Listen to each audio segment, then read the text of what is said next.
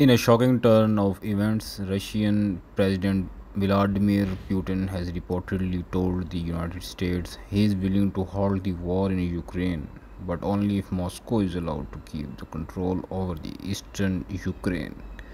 Is this a real peace deal or just a strategic move?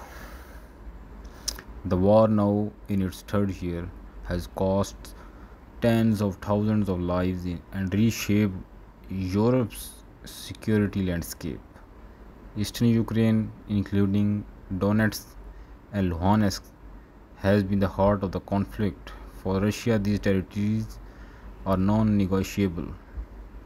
For Ukraine, they are sovereign lands stolen by force.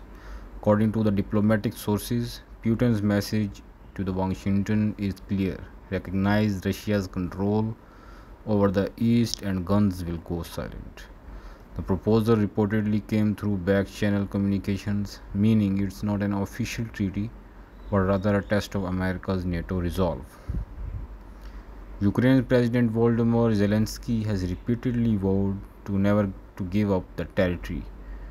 NATO leaders warned that accepting Putin's terms could set dangerous precedents, allowing border to be redrawn by force.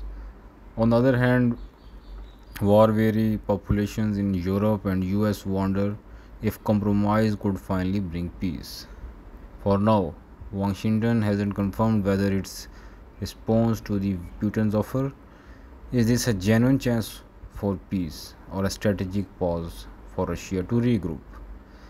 The stakes couldn't be higher because what happens next may decide not just Ukraine's future but the balance of power in Europe.